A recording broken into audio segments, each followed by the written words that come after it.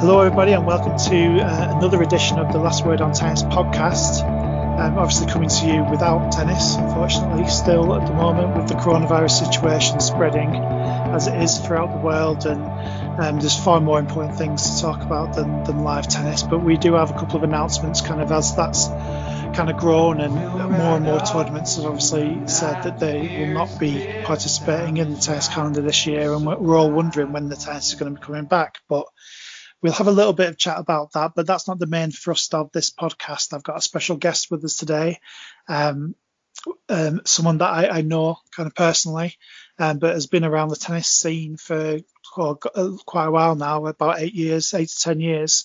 We're going to be speaking to Rob Heath today. Hi, Rob. Hi, how are you doing? I think 11 years, but yeah, 10 properly. Yeah, I obviously spoke to you earlier in the week, and I was trying to rack my brains there as to how many years you actually kind of said about. But yeah, 11 years kind of coming up. So one quick question just to introduce you into the podcast. I always like to introduce our guests with a bit of a random question, but this one's not too random as far as my questions go. What I want to know is, who is your tennis hero? I am going to go for Gustavo Kuerten, which isn't an obvious choice for a Brit, but I wasn't an obvious tennis fan as a kid. I just remember him being, although I'd been watching tennis from much earlier, I was born in 85, so I was probably watching like Wimbledon from the early 90s. But when he won his first Roland Garros, I just remember that being incredibly exciting. I think it's probably one of the first times I watched Roland Garros as well, having, being a typical Brit just watching the grass court season, and it kind of opening my eyes to this big world of tennis. And then, of course, he went on to win it 2 more times, and they were all very exciting. And he's the only tennis player I've ever taken a selfie with as well, because I was so excited to meet him. That was quite recently. That was only a couple of years ago at the O2. And obviously we'll speak about everything that you've been up to in tennis, and I suppose taking selfies with other players isn't really part of the job for you. So we'll talk about all that. I was born in 85 as well, and I was very much the typical Brit. Only watched Queens and Wimbledon, and obviously I'd heard of Guga Kuerten and seen him play at Wimbledon, although that isn't his best surface by a long shot. But I never watched Roland Garros really until probably the last 10 years really. So yeah, good one. Right, so let's just have a little word between ourselves on Wimbledon. Obviously 2 Brits speaking here. We talk about how Britons really only care about Wimbledon and Queens, and there's going to be neither of those this year. The All England Club obviously putting out a statement on Wednesday, although it was a non-secret really. People have been reporting that since the weekend, that Wimbledon were going to cancel the championships in 2020. They're not going to try and hold it later in the year. They've obviously explained as to why that's never going to work, and we all can all understand that. It's very much a fair weather tournament with it being on the grass, and although they have that one indoor, cut 2 roofs now, they've decided to just cancel it completely, and they're going to rearrange it, as it were, or just start the next 134th championships will be on the 28th of June in 2021. So obviously disappointed, Rob, but understandable. It didn't come as a massive shock, really, did it? Yeah, it is a disappointment, but then, everything that's been cancelled, from a professional and a personal point of view is a big disappointment so far this year. It has to be done. It's the right decision. It's the right decision to cancel rather than, keeping any kind of false hope about trying to reschedule stuff for later on in the year. There's a bit of a grab going on between tournaments for some slots later in the year, and I think it's the absolute right decision. Just call it off next year, clean slate, and I think it should almost, it might be too early to be saying this, and it's not beneficial for me to be saying this, but it might make sense to cancel the rest of the season sooner rather than later.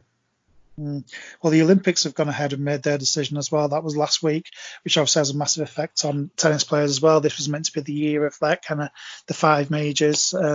Federer made no secret of the fact that he was kind of aiming for that little period in the summer where it was going to be Wimbledon and the Olympics, and I know Djokovic was mad keen and kind of righting some wrongs in terms of winning Olympic gold. But that's been cancelled as well. And then, you've mentioned, just kind of almost flippantly there, possibly cancelling the rest of the season. I know you're due to actually, maybe you should tell the viewers kind of what you're due to do in the back end of the year and kind of tie that into the Olympics as well. Yeah, well, I mean, I've been working away from tennis for the last few months. Since last year, I've been working on a fixed term contract for UEFA. So it's the first extended period of time I've not worked on any ATP or WTA events. For 10 years. And I was due to come back into the fold for the Asian swing. So would be starting on Beijing, which ironically, with China starting to kind of open up a bit again now, would be probably one of the more, maybe one of the safer places to play a tournament at the moment. I think obviously every tournament has its own kind of vested interest in trying to get a tournament on. I just think for the overall picture of tennis, it's such a difficult thing to have some tournaments played in some parts of the year and some not, and what happens with rankings and all that other kind of thing. But it would make, if the rest of the season is cancelled, it will make a significant dent to my work for the second part of the year, and also for the last part of the year, because I was meant to be working on some things from Beijing onwards. But who knows what's going to happen. And that's goes fivefold or tenfold for all of the, it's a massive machine, isn't it? The world tours, ITF, ATP, WTA, so many people involved in the tours, going down to us as journalists as well. How can you see tennis recovering from this if they do let's say that they do cancel the season, or even if they don't, the massive uncertainty that so many people's incomes are dependent on this. And I'm sure there's going to be kind of lots of almost retirements going by the wayside here, especially lower down you go. Can people survive this? Yeah, well, this is a big thing, obviously, for everyone involved in tennis and from my point of view, from sports television. Lots of friends and colleagues of mine have had just their entire calendars cancelled, and they are, they're freelancers, or they work as directors of their own limited companies, or they are sole traders. And these are people in Britain anyway that are kind of falling between the gaps of what's getting looked after by government furloughs and things like that. So that's a really tough time for them. I like I say, being under this contract at the moment, I'm incredibly lucky. Otherwise, I would be in that exact same position.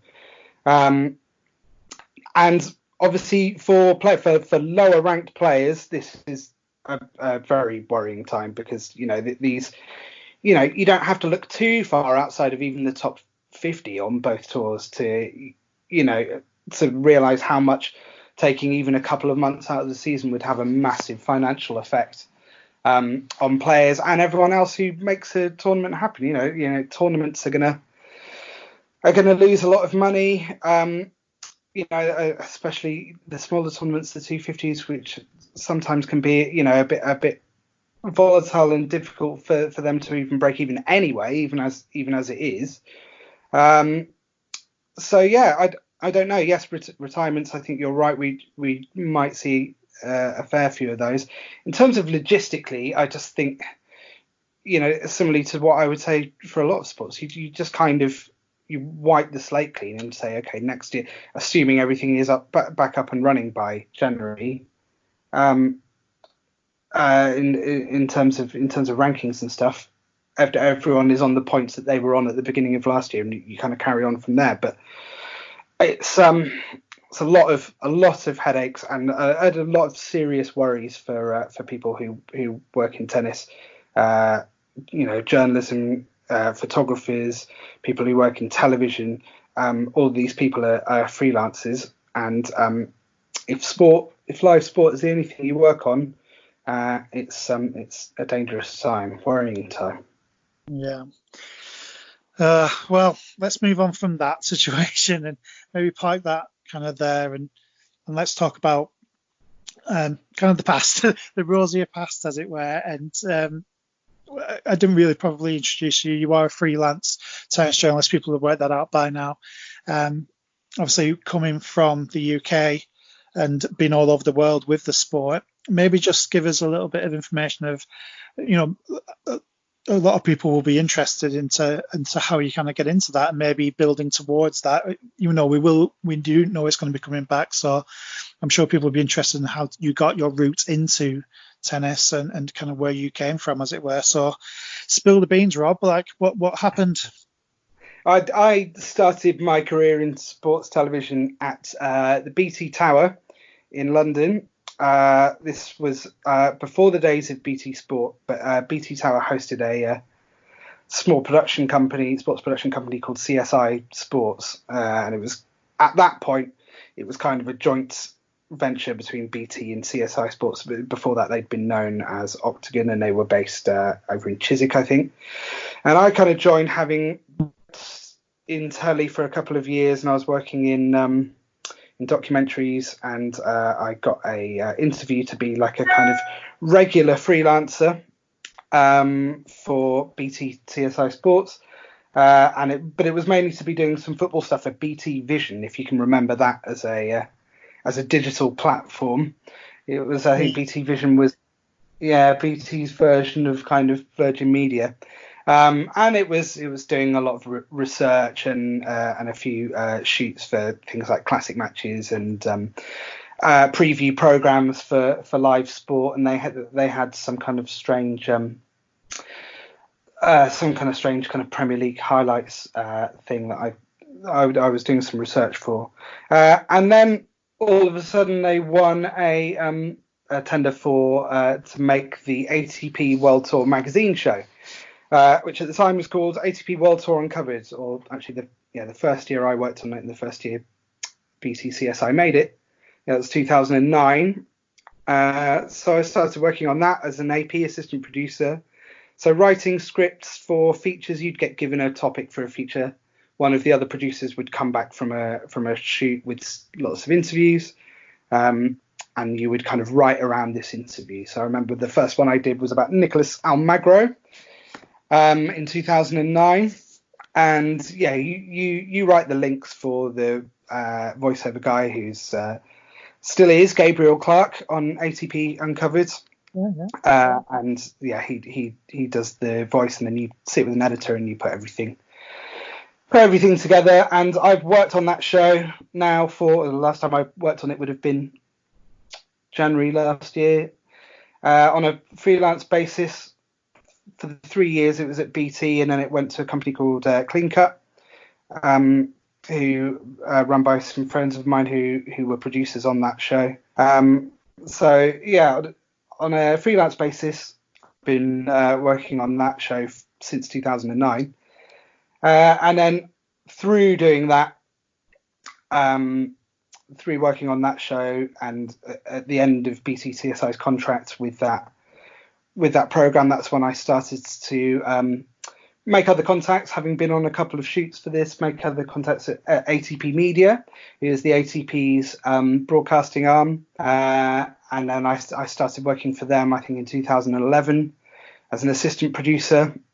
So I would go to tournaments and I would be in the TV compound, making highlights programs and what's called news feed packages, which is all the relevant highlights and interviews and footage from the day that's sent down in a kind of 10-15 minute package. That's all changed now, the way that's done. And after a couple of years of doing that, I was promoted, if you like, still as a freelancer, whilst doing lots of other work, to produce for them. And producing for them involved making a 52 minutes highlight show for each Masters 1000 tournament. As well as doing all the preview interviews with the players, and doing post-match interviews with players. And then I would have to voice a daily highlights program and a tournament highlights program. And I'd been doing that up until I started at UEFA last year. And hopefully I'm going back to do that towards the end of this year, but coronavirus permitting, I guess. And then